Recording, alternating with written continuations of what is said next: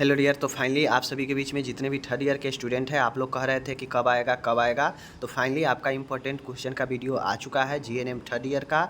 और मैं बता दूं, आपको एक ही दिन में जो है दोनों का मिल जाएगा। ठीक है, जीएनएम थर्ड ईयर के जो दो सब्जेक्ट है दोनों का मैं आज ही जो है आपका वीडियो में, दोनों वीडियो में जो है आपको थर्ड ईयर का ही आ जाएगा। ठीक है, तो आप लोग इससे पहले जो है, इससे आगे आने वाला जो वीडियो है वो भी थर्ड ईयर का ही होगा, जाके देख लीजिएगा आप लोग।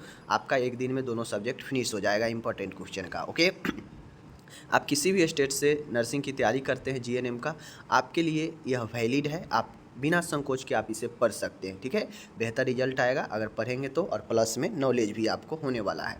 तो चलिए हम लोग करते हैं शुरू। देख सकते हैं यहाँ पे क्या है, मिडवाइफरी एंड गाइनकोलॉजिकल नर्सिंग के बारे में। ठीक है, यहाँ पे हमको आज इम्पोर्टेंट क्वेश्चन देना है। तो चलिए देखते हैं। आपको यहाँ पे देखिए अलग अलग क्वेश्चन आपसे पूछा जा सकता है शॉर्ट लॉन्ग में, तो मैं भी उसी प्रकार से दिया हूँ। शॉर्ट क्वेश्चन में पूछेगा प्लेसेंटा का फंक्शन, प्लेसेंटा का कार्य। ठीक है, immediate care of the new born baby, मतलब जन्म के तुरंत बाद जो देखभाल होता है उसके बारे में। उसके बाद आपसे पूछा जा सकता है डाइट इन प्रेगनेंसी, मतलब प्रेगनेंसी में कौन कौन से आहार होनी चाहिए। उसके बाद पुरल सेप्सिस, प्रस्तुति पूर्ति दोष के बारे में पूछा जा सकता है। एमटीपी के बारे में आपसे जो है पूछा जा सकता है। आईयूसीटी जो होता है इंट्रा यूटेरिन कंट्रासेप्टिव डिवाइस, आईयूसीटी के बारे में पूछा जा सकता है। उसके बाद आता है अपगार स्कोर के बारे में आपसे पूछा जा सकता है। मेनोपॉज के बारे में, मासिक धर्म जो रुकना होता है उसके बारे में पूछा जा सकता है।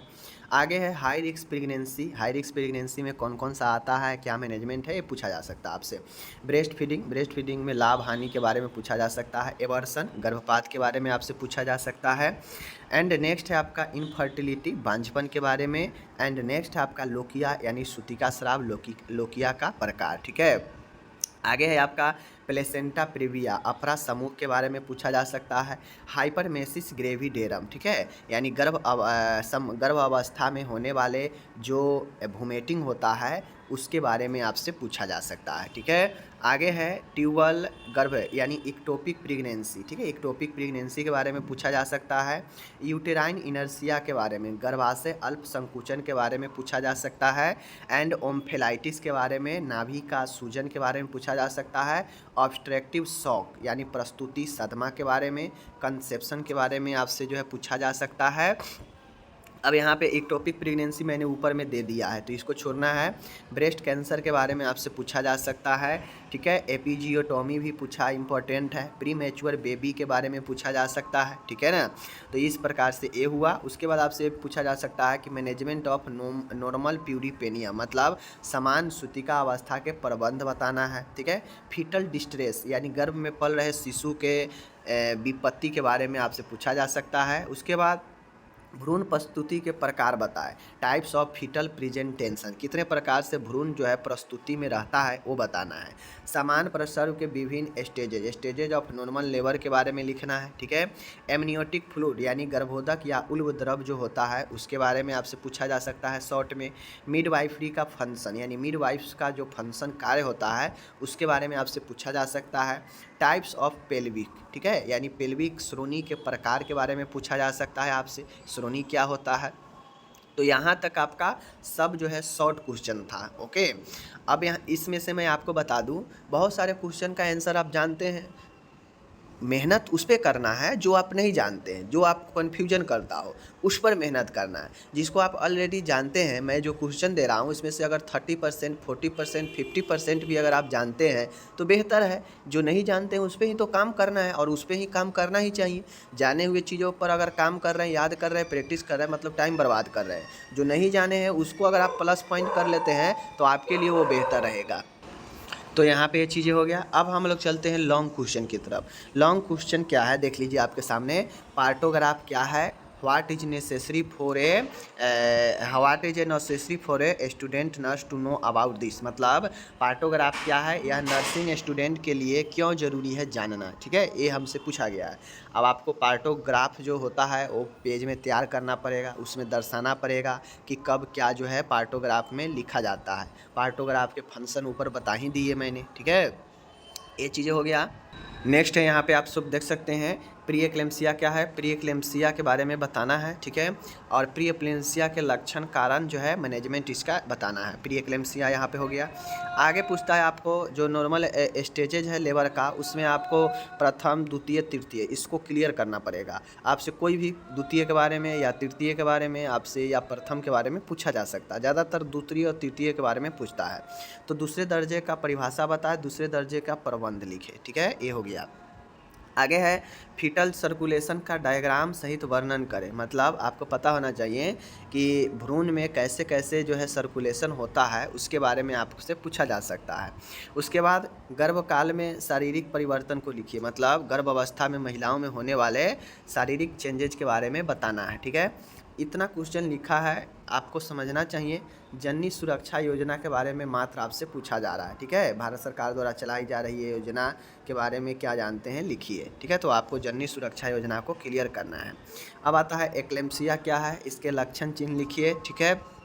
उसके बाद है एक्लेम्सिया के उपचार लिखिए, एक्लेम्सिया के नर्सिंग देखभाल लिखिए। तो एक्लेम्सिया यहाँ पे हो गया, बहुत इंपॉर्टेंट है। आगे है पीपीएच के बारे में बताएं, पोस्टपार्टम हेमरेज, पीपीएच के कारण चिन्ह लक्षण बताएं, ठीक है। एंड पीपीएच का नर्सिंग देखभाल बताएं। तो आपको ये सब करना है, ओके। पीपीएच हो गया। अब आता है सिजेरियन सेक्शन के संकेतों का वर्णन करें कि कब सिजेरियन सेक्शन किसी को होगा, और सिजेरियन सेक्शन हो जाने के बाद प्री और पोस्ट ऑपरेटिव केयर को लिखे, ठीक है। आगे है यहाँ पे प्यूरिपेरल सेप्सिस, ऊपर में तो बता ही दिया इसे, एक क्वेश्चन दोबारा आ गया, बट आप इसको क्लियर कर लीजिएगा, दोनों में से एक ही कोई करना है। आगे है जुड़वा गर्भावस्था से आप क्या समझते हैं, जुड़वा गर्भावस्था को कैसे निदान कर सकते हैं। मतलब ट्विंस प्रेगनेंसी, इसी को दूसरे भाषा में हम लोग मल्टीपल प्रेगनेंसी कहते हैं, बहु गर्भावस्था, ठीक है। बहु गर्भावस्था में 2, 3, 4, 6 जितना हो जाए, और ट्विंस में सिर्फ 2 का ही बात होगा, बात समझ लीजिए, ठीक है। जुड़वा प्रसव के प्रबंध बताएं, वही चीज़ें हैं। आगे है कुछ दवाइयाँ दे देगा, कहेगा दवाइयाँ का भाई प्रभाव, निर्देश और नर्सिंग प्रबंध बताओ। जैसे ऑक्सीटॉक्सिन हो गया, मेथर्जिन हो गया, मैग्नीशियम सल्फेट हो गया, एल्युमिनियम हाइड्रोक्साइड हो गया। ये सब दवाइयाँ का प्रभाव, दुष्प्रभाव, नर्सिंग प्रबंध पूछा जा सकता है।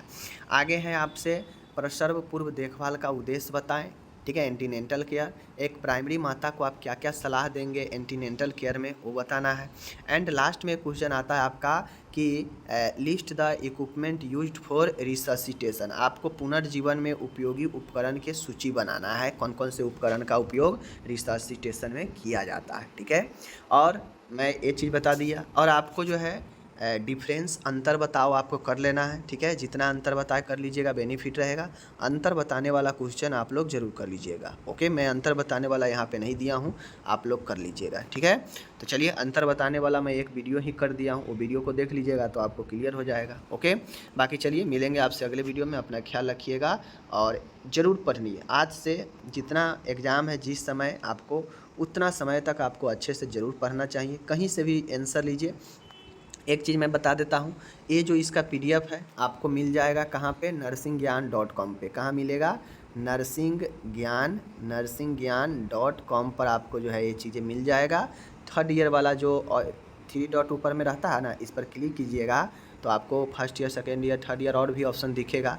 आपको सिर्फ और सिर्फ 3rd ईयर पर क्लिक करना है, इसके अंदर नहीं जाना है, ठीक है। 3rd ईयर के अंदर जाइएगा तो बहुत सारे ऑप्शन मिलेगा, अंदर नहीं जाना, सीधा 3rd ईयर पर क्लिक कर देना है। बस आपके सामने जो है ओपन हो जाएगा, उसके में जो है आपका PDF दिया रहेगा, डाउनलोड कर लीजिएगा, ठीक है। चलिए, मिलेंगे अगले वीडियो में, धन्यवाद।